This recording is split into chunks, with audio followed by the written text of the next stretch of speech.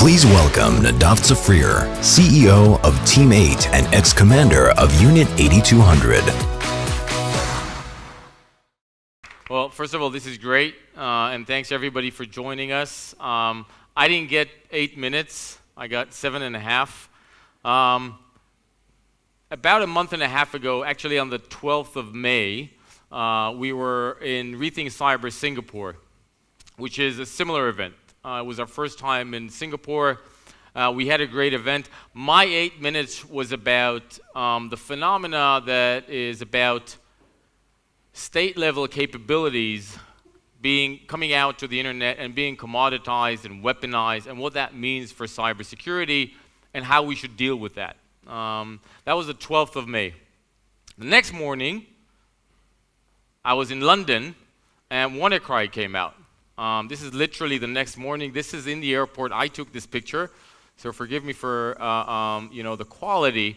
But WannaCry had everything that it takes for a cyber attack to go to the front pages of the newspapers, right? It was widespread. It hit a lot of people. Unfortunately, it had real damage. Hospitals were down in the UK. Operations were delayed. And honestly, what strikes me is that all of this happened due to a pretty amateurish attack by these attackers. I don't know if you saw the New York Times article, but some people are contemplating that this just might have been a smokescreen for other attacks that were using the same exploits. At least allegedly, it came out by shadow brokers out of the NSA. The attackers took home about $200,000. That's all. The damage was much bigger than that, of course, but this is only a part of what we're talking about in the last few years, right? It's asymmetric, it's unpredictable. I want to use a quote by Eric Schmidt. He said that the internet is the first thing that humanity has built that humanity doesn't understand.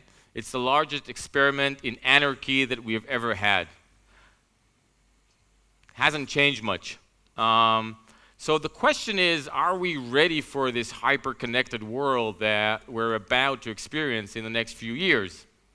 And so I want to take you back only for a couple of minutes to 2016 and my talk in Singapore. So the thesis is that 2016, at least when we look at it in retrospect, is going to be one of these evolutionary years. It's almost an inflection point in cybersecurity. We just haven't realized it yet. Because in 2016, the transformation is that it's no longer just about how much, and metrics don't really count enough of the potential damage. It's not how much, but it's about what's at stake.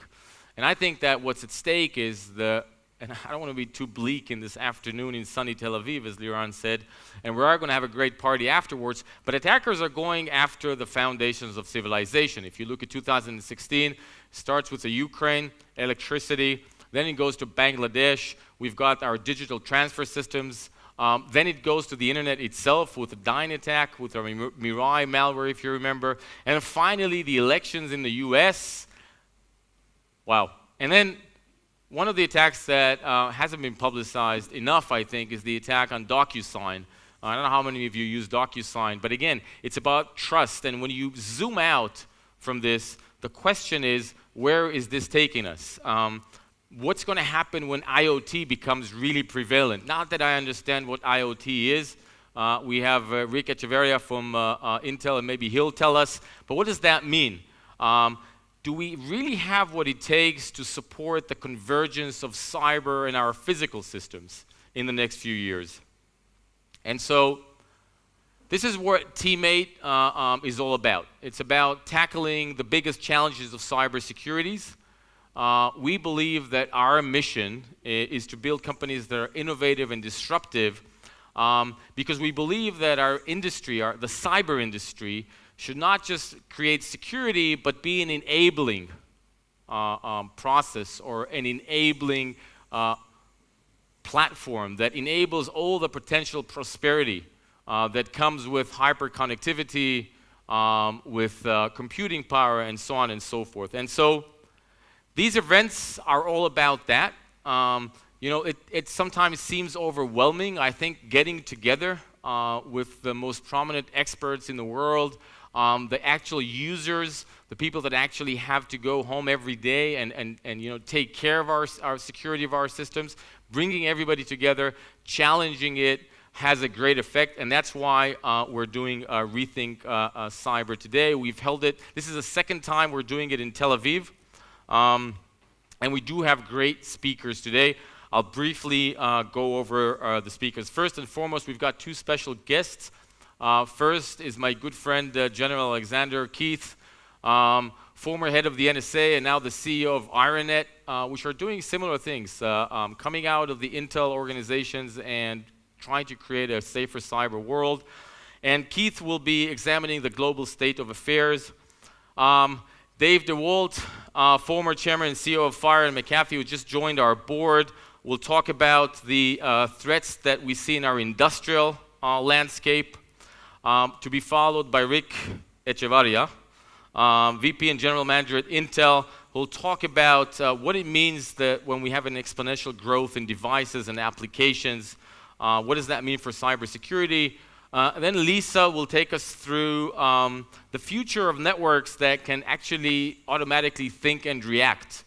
So AI, what does that mean for cybersecurity? To be followed by Bob Blakely, who'll talk about what quantum computing means and how it impacts cryptography and to cybersecurity, and embrace yourself for that one. To be followed by Irfan, who will speak to us about enterprise challenges of the fourth industrial revolution. Ofer, our founder and CEO of Elusive Networks, will talk about new approaches for organization security and how we think we can flip this asymmetric scenario that we're living in, to be followed by Shachar Levi, the founder and CEO of Signia, who used to be Team8 Consulting, and he'll talk about incident response from a military perspective and how we can take military experience and bring that on in order to do better IR. To be followed by Brett Hartman from Cisco, who'll talk about the challenge of detecting attackers in an encrypted world. What does that mean?